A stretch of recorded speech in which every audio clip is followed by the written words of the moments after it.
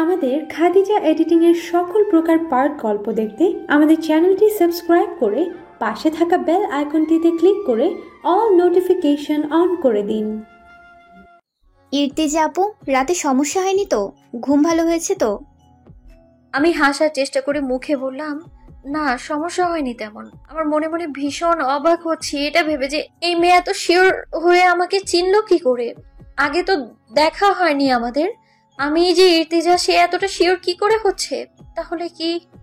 না না, আর ভাবতে পারছি না এইসব। এরই মধ্যে ইভা বলল, আরে আপু, আমি তো তোমাদের ডাকতে এসেছিলাম। আম্মু পাঠিয়েছে নাস্তা করার জন্য তোমাদের ডাকতে। বলেছে এই 2 দিন আমাদের মেহমান তোমরা, তারপর থেকে না হয় নিজেরা যা করার করবে। এগুলো বলেই তাড়া দিল যাওয়ার জন্য। কিন্তু আমার একটু ইচ্ছে করছে না যেতে, ভয় লাগছে কেমন। শম্পা আমায় বলল, কিরে চল যাই, খিদে পেয়েছে তো। আমি ওর দিকে চোখ বড় বড় করে তাকালাম। আমার অবস্থা বুঝতে পেরে মেকি হাসি দিয়ে বলল, কিছু হবে না একটু পাখি, চলো। এখন আমার আরো বেশি বিরক্ত লাগছে। কিচ্ছু করার নেই, যেতে হবে ভেবেই রওনা হলাম। আমাদের বিল্ডিং এর পাশেরটাই ওদের বাসা। মাঠের এক পাশ দিয়ে 2-3 মিনিট হেঁটে ওদের বাসার মেইন ডোরে পৌঁছালাম। মেইন ডোরে বড় করে লেখা সুখালয়। মনে মনে ভাবছি ভীষণ সুন্দর তো লেখাটা, কিন্তু গতকাল চোখে পড়েনি। তবে বাইরে গেটে ছিল যে মির্জা ভিলা, ওটা আবার দেখেছিলাম। পুরো বাড়িটা আসলেই অনেক সুন্দর। যাই হোক, এত কিছু ভাবতে ভাবতে মেইন ডোর পেরিয়ে সেই সুন্দর ড্রয়িং রুমটা দেখা পেলাম। আমি যথাসম্ভব পিঁপড়াদের মতো হাঁটছি। এর মধ্যে ডাইনিং টেবিল থেকে আন্টি বলে উঠল, কিরে কখন পাঠিয়েছি, এতক্ষণে সময় হলো তোদের? তাড়াতাড়ি আয়। এই তো আম্মু, চলে এসেছি তো। ইতিমধ্যে ডাইনিং টেবিলে নজর পড়তে আমি শকড। আমার পা থেমে গেল, আর সামনে এগোতে ইচ্ছে করছে না। শম্পার হাত জাপটে ধরেছি। শম্পা ব্যথায় হাত ছাড়িয়ে নেওয়ার চেষ্টা করছে, কিন্তু লাভ হচ্ছে না। ইভান টেবিলের ডান পাশের একটা চেয়ারে বসে এক মনে খাচ্ছে। ওনার দিকে তাকাতেই যেন আমার ভয় হচ্ছে। সেদিন ইউনিভার্সিটিতে রাগের মাথায় কি যেন বলে ফেললেও এখন বা পরে ওনার সামনাসামনি কিছু বলার সাহস আমার হবে বলে মনে হচ্ছে না। ওনাকে কেন যেন আমার ভয় লাগছে। শম্পাকে মিনমিনিয়ে বলছি, শম্পা কিছু করো না প্লিজ। আন্টি ডেকে বলল, ও মা, তোমরা ওখানে দাঁড়িয়ে আছো কেন? এখনো আসো এদিকে। আমি পাটা একটু পিছিয়ে নিয়ে দৌড় দিব ভাবছি, এমন সময় আন্টি আবার বলে উঠল, এই ইর্তিজা, কি হয়েছে? ওইদিকে যাচ্ছ কেন? আমি ভয়ে তোতলাচ্ছি। খেতে আসো, ওখানে দাঁড়িয়ে আছো কেন? না মানে আন্টি, ওই আর কি। ওর তোতলানো দেখে আন্টি ভেবেছে ওয়াশরুমে যাব। ব্যাস হয়ে গেল। আন্টি বলল, ও আচ্ছা, ওয়াশরুমে যাবে? ওই তো বাম দিকে যাও, ওয়াশরুম পেয়ে যাবে। আমি বলে উঠলাম, না না, আমি ওয়াশরুমে যাব না। শম্পাও সাথে সাথে বলে উঠল। আমিও তো যাব না। আমাদের এই কাহিনীতে সবাই হতবাক হয়ে একজন আরেকজনের চোখাচোখি করছে। অতিরিক্ত নার্ভাসনেসের কারণে আমরা কি বোকামোটাই না করে বসলাম। সকলের নীরবতায় ফাটল ভেঙে দিয়ে ইভা জোরে হেসে উঠল। ওর হাসি দেখে আন্টি সহ আমরা সবাই হেসে উঠলাম। আমি একটু লুকিয়ে ইভানের দিকে তাকালাম, সেও হাসছে কিনা এটা দেখার জন্যে। দেখলাম সে যথাসম্ভব হাসি লুকিয়ে রেখে খাচ্ছে। আজ ইভা কলেজে যাবে না, আমাদেরও যেতে দিবে না বলে মন স্থির করেছে। আজ সারা দিন তার সাথে আড্ডা আর ঘোরাঘুরি করতে হবে বলে জানিয়ে দিয়েছে সে আমাদের। সকালের নাস্তা খেয়ে চলে আসছি রুমে। আপাতত একটু রেস্ট নিয়ে পরে আড্ডা দেওয়া যাবে। আর রুমটাও একটু গুছিয়ে নিতে হবে। এমনিতে রুমটা মাশাআল্লাহ খুব সুন্দর, কিন্তু তাও একটু এদিক সেদিক করে মনের মতো করে নিব। আমি আবার এইসব ব্যাপারে খুব সেন্সিটিভ। আর এদিকে আমাদের শম্পা আফা বয়ফ্রেন্ডের সাথে কথা বলা নিয়ে মহাব্যস্ত। তার আবার রুম টুম নিয়ে কোনো মাথা ব্যথা নেই। গোয়াল ঘরেও সে গরুর মতো ঘুমাতে পারবে, শুধু পারবে না বয়ফ্রেন্ডের সাথে কথা না বলে ঝগড়া করে ঘুমোতে। হঠাৎ আমার ফোনটা বেজে উঠলো। আম্মু কল দিয়েছে। আসসালামু আলাইকুম আম্মু, কেমন আছো তুমি? ওয়ালাইকুম আসসালাম। আলহামদুলিল্লাহ ভালো আছি মা, তুমি কেমন আছো? ওখানে ভালো লাগছে তো? আলহামদুলিল্লাহ ভালো আছি মা, তবে তোমার জন্য না খুব মন খারাপ হচ্ছে আমার। এইটুকু বলেই থামলাম, কারণ এই মুহূর্তে আম্মুকে যেন আরো বেশি মনে পড়ছে আর কান্না পাচ্ছে। কিন্তু এটা আম্মুকে বুঝতে দেয়া যাবে না, তাই যথাসম্ভব কান্না গিলে নিয়ে হেসে কথা বলার চেষ্টা করছি। আম্মু নিজেকে যথাসম্ভব লুকিয়ে রাখার চেষ্টা করছে, সেটা বুঝতে পারছি আমি। কয়েক সেকেন্ডের নীরবতা ভেঙে জিজ্ঞেস করলো, খেয়েছিস তো? কি খেলি? হ্যাঁ আম্মু, খেয়েছি। আর জানো কোহিনা আন্টি না খুব আদর আপ্যায়ন করছে আমাদের। যাক, আলহামদুলিল্লাহ, ভদ্রমহিলা খুব ভালো একজন মানুষ, সেটা আমি বুঝতে পেরেছি। আর এই জন্যই তো তেমন ভয় পাচ্ছি না। আচ্ছা, তুমি রান্না বান্না করছো তো? ওষুধগুলো খাও তো ঠিকঠাক? আরে হ্যাঁ, ঠিকঠাক চলছে সব। আর ওই যে পাশের বাসার সাদিয়া তো প্রায় আসে আমার কাছে, যেই শুনেছে তোরে খুব সুন্দর বাড়িতে রেখে এসছি, সেই থেকে আসতেছে আমার কাছে, খোঁজ খবর নিচ্ছে আর বারবার তোর সম্বন্ধে জিজ্ঞেস করছে। আর বারবার বলছে, খালাম্মা আগামীতে গেলে আমাকে নিয়ে যাও, আমিও যাব ঋতু আপুকে দেখতে। তাহলে তো ভালোই হয়েছে। ঠিক আছে, নিয়ে এসো একবার। ঠিক আছে। আচ্ছা মা, সাবধানে থাকিস। আচ্ছা আম্মু, আল্লাহ হাফেজ। এই ঋতু আপু, চলো বাহিরে বৃষ্টি হবে মনে হচ্ছে। ইভা এসেই চিল্লানো শুরু করলো বৃষ্টিতে ভেজার খুশিতে। কিন্তু গ্রীষ্মকালের বৃষ্টি তো আর বৃষ্টি না, তা তো যেন ঝড়। বাইরে উকি দিয়ে দেখলাম আকাশের অবস্থা একেবারেই অন্ধকার, দেখলেই কেমন ভয় লাগে। নতুন জায়গা, তাই আর বের হতে ইচ্ছে করলো না। কিন্তু কে শুনে কার কথা? ইভা আমাকে আর শম্পাকে কোনো রকমে টেনে হিচড়ে বাইরে নিয়ে গেল। নীল অন্ধকার আকাশের নিচে তিনজন মানব দাঁড়িয়ে স্নিগ্ধ বাতাসের স্বাদ নিচ্ছি। ব্যাপারটা খুব বেশি খারাপ না। বাতাসের চারপাশের গাছপালা দুলছে, গাছের ফুলগুলো যেন বাতাসে বাতাসে নিচে উঠেছে। হঠাৎ খেয়াল করলাম এক পাশে আম গাছ থেকে গাছের আম পড়ছে। এই দৃশ্য দেখে তো আমরা দিলাম এক দৌড়, ভীষণ আনন্দের সাথে আম কুড়ালাম। আম কুড়াতে কুড়াতে হঠাৎ খেয়াল করলাম কেউ দেখছে আমাদের। হ্যাঁ, ইভান। সে দোতলা বেলকনি থেকে দাঁড়িয়ে দেখছে আমাদের এক ধ্যানে আর মিটিমিটি হাসছে। আমি তাকে ভয় পাই আগে থেকেই, জানি না কেন, তাকে দেখলেই আমার ভয় লাগে। আর এখন হুট করে তাকে দেখে ভূত দেখার মতো ভয় পেয়ে গেলাম আমি। সামনের দিকে ফিরে শম্পা আর ইভাকে খুব করে জোর করছি রুমে চলে যাওয়ার জন্য। প্রায় 5 মিনিটের মতো অনুরোধ করেছি, চলে আয় প্লিজ, রুমে যাই। কিন্তু কে শুনে কার কথা? ওরা তো মত্ত ওদের কাছে। রাগে দুঃখে আমি পেছন ফিরে যেই রুমের উদ্দেশ্যে দৌড় দিব, অমনি দেখলাম ইভান আমার পেছনে। হয় কি করব না, আমি পিছু পা হতে গিয়ে পড়ে গেলাম ঠাস করে। এর থেকে লজ্জার আর কি হতে পারে?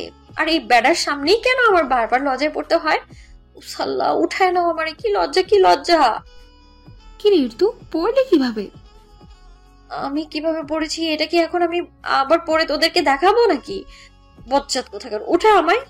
ইভা আর শম্পা আমায় টেনে তুললো। এদিকে ইভান সাহেব 2 হাত প্যান্টের পকেটে রেখে ভাব নিয়ে দাঁড়িয়ে থেকে মজা নিচ্ছে। এই ঝড়ের মধ্যে সে এমন একটা ভাব নিয়ে দাঁড়িয়ে আছে, মনে হচ্ছে কিছুই হয়নি। না হচ্ছে ঝড় আর না আমি এখানে পড়ে আছি। ওনার ভাবসাবে তো এমনটাই মনে হচ্ছে। রাগে দুঃখে কষ্টে লজ্জায় আমি আবারও দৌড় লাগালাম রুমে। শম্পা ওদের সাথে মজা নিয়ে একটু পর আসলো আমার পেছন পেছন। ঋতু, যা যা, ফ্রেশ হয়ে আয়। আহারে, মেয়েটা পড়ে গেল। মজা নিয়ে কথাগুলো বলছে শম্পা আমায়। ওর কথা শুনে আমার রাগ একদম মাথায় উঠে গেল। এই যা শর্ত সামনে থেকে, ঢং। তখন এত করে বললাম চলে আয়, কিন্তু কে শুনে কার কথা? যা, এখন আসছিস কেন? তখন চলে আসলে তো আর আমার পড়তে হতো না। ওরে বাবারে, এখন আমাদের দোষ হলো বুঝি? হ্যাঁ, তোর দৌড়াতে বললো কে? হ্যাঁ, দৌড়াতে গেলি কেন তুই? ওই বেটা ইভানের যত সব দোষ। হুম, এখন আবার তার দোষ। তোর আশেপাশে যারা থাকবে তাদের দোষ, আর তোর কোনো দোষ নাই। সে কি বলেছে তোকে দৌড়াতে? তাকে দেখলি তোর দৌড়াতে কেন হবে? সে কি তোরে খেয়ে ফেলবে? আচ্ছা হয়েছে, যা, বুঝতে পারছি তুই রাজাকার। মির্জাফর আমার বন্ধু হয়ে আরেকজনের পক্ষ নিচ্ছিস তুই। আচ্ছা হয়েছে, যা তো ফ্রেশ হয়ে ভর্তা করে আম খাবো। তুই খা তোর আম, খাবো না আমি। কি রে তু, চল। কই যাবো? ও মা, আম খাবি না? এত কষ্ট করে উষ্টা খেয়ে পড়ে আম কুড়ালি। দেখ, মেজাজ খারাপ করিস না। যা, খা গিয়ে তোর তুই আম, আমি খাবো না ওসব। আরে ইরতু পাখি, রাগ করে না প্লিজ।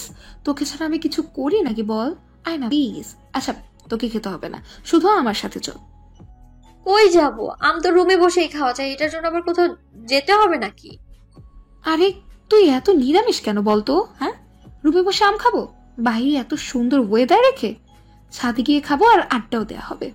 সেই একটা ওয়েদার এখন, বৃষ্টির পর ওয়েদার সুন্দর হয়, সেটা বুঝি জানিস না তুই? তোরা আড্ডা দে যা, আমি গেলে আমাকে আবার লজ্জায় পড়তে হবে। আরে ইভান তো থাকবে না, সে থাকলে তো তুই লজ্জায় পড়তি নাকি? সে কখনোই থাকে না, তবে চলে আসতে পারে। শম্পা জোর করে আমাকে শেষমেশ নিয়েই এলো ছাদ। সত্যি বলতে ছাদের দৃশ্যটা একেবারে মনোমুগ্ধকর। এত সুন্দর ওয়েদার, শান্তি। এই সুন্দর ওয়েদারে আমার মনটা হু হু করেই না ভালো হয়ে গেল। হালকা হালকা লাগছে এখন নিজেকে। ছাদের একপাশে শম্পা আর ইভা মিলে আম কেটে প্রস্তুত করছে খাওয়ার জন্য। আকাশের দিকে তাকিয়ে থাকতে থাকতে হঠাৎ পেছনে পুরুষালী কণ্ঠ শুনে চমকে তাকালাম আমি। ও মা, আবার ইভান! পৃথিবীতে কঠিন কোনো কাজ থাকলে সেটা হচ্ছে আমাদের ইভানের মন বোঝা। তার মুড কখন কেমন থাকে কিংবা থাকবে সেটা মনে হয় নিজেও জানে না। ইতিমধ্যে আমাদের গোমরামুখ ইভান ছাদে এসে ইভা আর শম্পার সাথে হাতে হাত লাগিয়ে আম কাটার কাজে লেগে পড়েছে। ইর্তিজা একপাশে গুটিসুটি বেড়ে বসে আছে, তাদের কর্মকাণ্ড দেখছে আর মনে মনে ভাবছে এই ইভানের মতো এত মুখ কিভাবে হয়। মাঝে মাঝে গুন্ডা মাস্তান হয়ে পোলাপানকে মেরে হসপিটালে পাঠিয়ে দেয়, আবার মাঝে মাঝে দেখলে মনে হয় তার মতো গম্ভীর লোক দুনিয়ায় আরেকজন পাওয়া যাবে না। এখন আবার দেখছে একেবারে অন্য এক রূপ, যেটা কিছুটা বাচ্চা সুলভ আচরণ বলা যেতে পারে। দুই গালে দুইটা হাত রেখে একপাশে বসে এসবই ভাবছিল ইর্তিজা। কি রে তু, গালে হাত দিয়ে কি এমন ভাবছিস? জামাই মারা গেছে বুঝি, তোর গালে হাত দিয়ে রেখেছিস কেন? তোর যে এত এত সমস্যা, ওইগুলোর দিকেও একটু নজর দে শম্পা রানী। কি বললি? কি সমস্যা আমার?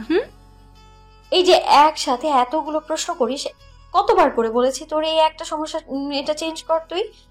তারপর হচ্ছে গালে হাত দিলে জামাই মরা, এটা কেমন লজিক? এসব কুসংস্কার। আরে বাবা, তুই এত সিরিয়াস হচ্ছিস কেন রে তো? এমনি এমনি তো বললাম। আচ্ছা যা, তোর জামাই মরা না। এমনি এমনি সবকিছু বলতে নেই। হুট করে ইভা বলে উঠলো। আচ্ছা ইর্তিজা আপু, তোমার পায়ের ব্যথা কমেছে? পড়ে যাওয়ার কথাটা মনে করাতেই আমি আরো বেশি লজ্জা পেয়ে গেলাম। একটু মিনমিন করে বললাম, কমেছে, বেশি ব্যথা লাগেনি। শম্পা মজা নেওয়ার জন্য বলল। আহারে বেচারি, হুট হাট পড়ে যায়, পরেই একদিন তোর হাড়গোড় শক্ত হবে রে। এসব বলে ওরা হাসতে শুরু করলো, কিন্তু এখানে হাসার কি আছে? আমি তো সেটাই বুঝতেছি না। ওই আমার তো হাসি পাচ্ছে না, তাহলে ওরা এমনি হাসবে কেন? হাসি থামিয়ে ইভা আর তার ভাই ইভানের উদ্দেশ্যে বলল, আচ্ছা ভাইয়া, তুমি না ইর্তিজা আপুর সাথেই ছিলা, তো তুমি থাকতে সে পড়ে যায় কিভাবে? একটু ধরতে পারলে না? ইভার কথা শুনে আমি স্তব্ধ হয়ে জড়ো সড়ো হয়ে বসে আছি। 2 সেকেন্ড নীরবতার পর ইভান কিছুটা আয়েশ করে বলে উঠল, ধরতে গেলে ছুতে হতো, ঠিকঠাক হোক তারপর না হয় চেষ্টা করি। এমনি সে আমাকে গুন্ডা মাস্তান ভেবে বসে আছে। এখন যদি পড়ে যাওয়া থেকে বাঁচাতে ধরতাম তাহলে নিশ্চয়ই ভেবে বসতো আমি ইচ্ছে করে ছোঁয়ার জন্য ধরেছি। মেয়ে মানুষ একটু বেশি বোঝে বলে কথা। ইভা অবাক নয়নে ইভানের দিকে তাকিয়ে জিজ্ঞাসা করলো, তুমি কি এমন করেছো যে তোমাকে ইর্তিজা আপু গুন্ডা মাস্তান ভাবতে গেল? তোমরা কি পূর্ব পরিচিত? এত বেশি বুঝতে নেই বোন, আগে বড় হও তারপর বুঝো। বলেই মুচকি হেসে ছাদ থেকে চলে গেল ইভান। এদিকে বিস্ফোরিত নয়নে সবাই চোখাচোখি করছে। শম্পা পরিবেশ শান্ত করার জন্য বলল, এই বাদ দে তো এসব, চল আম খাই।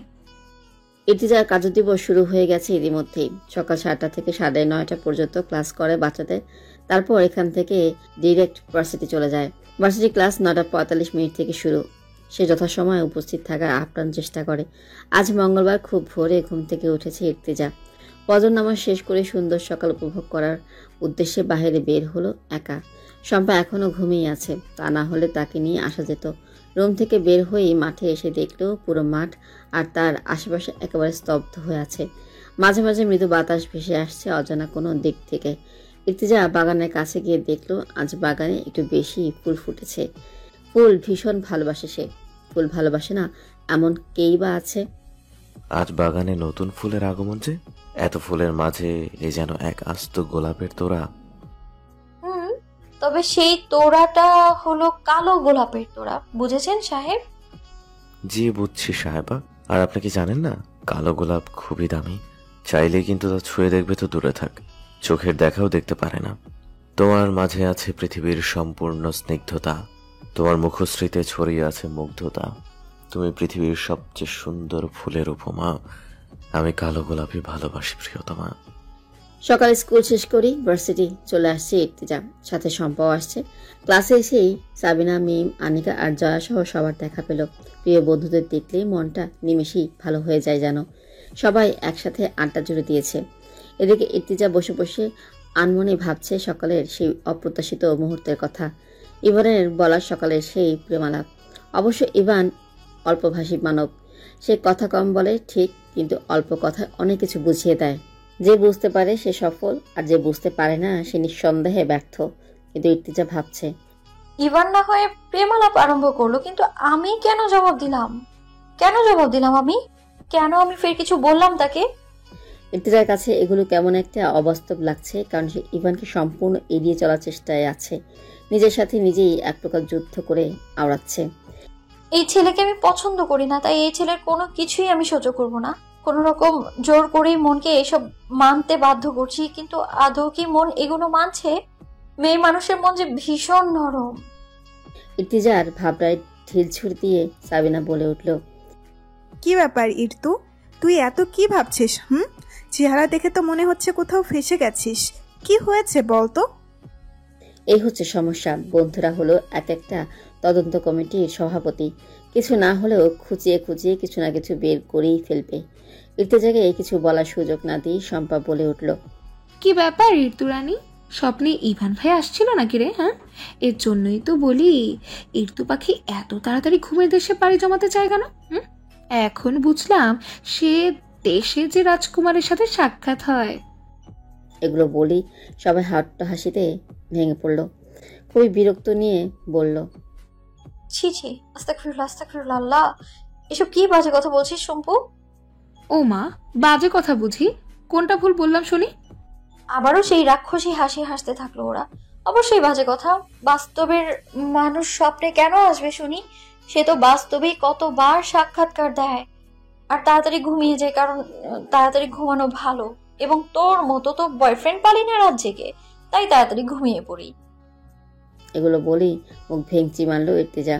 এবার সাবিনা, শম্পা আর ইর্তিজাকে থামিয়ে দিয়ে বলল, এই শোন, তোদের এই পেঁচাল রাখ এখন। তোরা দুইটা 12 মাস এভাবে সাপের লেউয়ে লেগে থাকিস, কিন্তু আবার তোরাই একটা আরেকটাকে ছাড়া চলতে পারিস না। তাই এখন তোদের পেঁচাল রাখ। আর ইর্তিজা, আমাকে বলতো ইভান ভাইকে নিয়ে তোর আসলে সমস্যাটা কি? ইর্তিজা অবাক হয়ে জিজ্ঞাসা করলো, আজব তো, আমার সমস্যা মানে? আমি কি তোকে একবারও বলেছি তাকে নিয়ে আমার কোনো সমস্যা? না, আমি সেই সমস্যার কথা বলছি না। সমস্যাটা হলো তুই ইভান ভাইকে এত দূর ছাই করতেছিস কেন? শোন, তোকে ওনার সম্পর্কে বলি। ওনাকে দেখে আসলে ভীষণ সাদামাটা লাগে। ওনার উপর দেখে ভেতরে বোঝার ক্ষমতা সবার আছে বলে আমার মনে হয় না। উনি এলাকার খুব ভদ্র, সুশীল আর স্মার্ট একটা ছেলে। ওনার কারণে এলাকার বখাটে ছেলেগুলো কোনো মেয়েকে উত্ত্যক্ত করতে পারে না। ওই যে তোকে কোনো ছেলে কি একটু বলেছে বলে মেরে হসপিটালে পাঠিয়েছে, ওখানে তোর জায়গায় অন্য যে কোনো মেয়ে থাকলেও সে এরকমটাই করতো। মূলত সে এলাকায় থাকলে সব মেয়েরা যেন হাঁপ ছেড়ে বাঁচছে, একটু স্বাধীনভাবে চলাফেরা করতে পারে। সাবিনার বক্তব্য শেষ হতেই ক্লাসে স্যার চলে আসাতে এখানে সমাপ্ত হলো। আজকে শুক্রবার, ছুটির দিন। খুব ভোরে ইর্তিজা ঘুমকে বিদায় দিয়েছে। তবে আজ আর রুম থেকে বের হয়ে সকাল দেখার সাহস হলো না। তার কারণ আজকে যেহেতু ছুটির দিন, তো ইভানও বাসায় থাকতে পারে বলে শিওর হয়ে আছে সে। শম্পাকে ডেকে ঘুম থেকে তুলে নামাজ পড়িয়েছে আজ। এখন বসে বসে ঝিমাচ্ছে শম্পা, আর ইর্তিজা ভাবছে আজ কি কি রান্না করা যায়। সকল স্টুডেন্টের সাথে ইর্তিজারও খাওয়ার অনুমতি রয়েছে, কিন্তু ইর্তিজা রান্নাটা নিজেই করে নেয়। সে যদি স্টুডেন্টদের সাথে খেয়ে নেয় তাহলে শম্পার আবার একা একা খেতে হবে। যেহেতু জবটা শুধু ইর্তিজার, তাই খাওয়ার অনুমতি শুধু তার, শম্পা নেই। তাই দুজনে মিলেই রান্না করে। তো রান্নার জোগাড় করবো এমন সময়ে ইভা আমাদের রুমে এসে ডাকলো। আপু আম্মু পাঠিয়েছে আমাকে, বলেছে আজকে যেন তোমরা রান্না না করো। আজকে আমাদের বাসায় মেহমান আসবে, তাই তোমাদেরও দাওয়াত। রাতেই বলা উচিত ছিল, কিন্তু আমি আলসেমি করে আসি নাই। ভাবলাম সকালে বললেই হবে। কিছু মনে করো না। বলেই মেয়েটা হাসলো। সে এমনিতেও প্রায় হেসেই কথা বলে, ভীষণ মিষ্টি একটা মেয়ে। এখন সকাল প্রায় 7টা, তাই সকালের নাস্তার ব্যবস্থাটা করলেই হবে। শম্পা ঝিমানো বাদ দিয়ে জিজ্ঞেস করলো, কোন মেহমান আসবে তোমাদের বাসায়? একটু আগে সিদ্ধান্ত নিয়েছি তোমাদেরকে বলবো না যে মেহমান কারা। এটা তোমাদের জন্য ছোট্ট একটা সারপ্রাইজ। কেমন? সারপ্রাইজ শব্দটা শুনি ভালো লাগলেও না ইর্তিজার, কারণ তার জীবনে সারপ্রাইজ বলতে কিছু নেই। সারপ্রাইজ নামে যেগুলো ছিল ওই সবগুলোই তার জন্য এক একটা অপ্রত্যাশিত কাহিনী, তাই সে এইসব বিষয় নিয়ে কখনোই এক্সাইটেড হতে পারে না। দিনটি শুক্রবার থাকা এবং ইবাদের বাসায় দাওয়াত বিধায় আজ ইর্তিজার মধ্যে তেমন কোনো তাড়াহুড়া করার ব্যাপারটা দেখা যাচ্ছে না। রান্নাসহ সবকিছু থেকেই যেন ছুটি মিলল তার। একটু আগে ইর্তিজার আম্মু ফোন করে কথা বলল। মায়ের সাথে কথা বলে হালকা লাগছে বটে, তবে নিজের মধ্যে একটা বিস্ময় ভাব দেখা যাচ্ছে, যেটাকে অন্য ভাষায় বলা হয় মরসুইং। তাই জানালার পাশে এক দৃষ্টিতে বাইরে প্রকৃতি দেখায় মগ্ন সে। হঠাৎ করে মনে হলো তাকে কেউই দেখছে। দৃষ্টিটা কিঞ্চিত সরিয়ে দেখতে পেল সেই বাজ পাখি তার দিকে তাকিয়ে আছে। ইভানের রুমের ব্যালকনি থেকে ইর্তিজার রুমের জানালাটা একদম বরাবরই হাওয়ায়, ওখান থেকে ইভান তার দৃষ্টিতে ইর্তিজাকে রাখতে পারে। তবে এই ব্যাপারে ইর্তিজা বোধগম্য ছিল না, বিধায় ইভান ধরা পড়ে নাই। তবে আজ ধরা পড়েই গেল। দুজনের দৃষ্টি এক হতেই কয়েক সেকেন্ডের ব্যবধানে দুজনই দৃষ্টি সরিয়ে নিল। ইভান ইর্তিজার সাথে লুকিয়ে দেখার চুরিতে ধরা পড়ল বলে পালানোর উদ্দেশ্যে দৃষ্টি সরালো, আর ইর্তিজা নিজেকে লুকানোর উদ্দেশ্যে দৃষ্টি সরানোর সাথে সাথে নিজের সম্পূর্ণ দেহটাকেও জানালার আড়ালে নিয়ে আসলো। খুব দ্রুত সবকিছু হয়ে গেছে বলে এই শরীরটা কেমন অচল মনে হচ্ছে, কিঞ্চিত কাঁপন যেটাকে বলে। তাই নিজেকে ধাতস্থ করার জন্য বিছানায় শুয়ে পড়ল। কিছু সময় পর নিজেকে স্বাভাবিক করে ভাবছে, এ কেমন অনুভূতি। এরকম অনুভূতির সাথে তো আগে কখনো পরিচয় হয় নাই। ইতিমধ্যে শম্পা ওয়াশরুম থেকে ফ্রেশ হয়ে বের হলো। ইর্তিজাকে তাড়া দিয়ে বলল,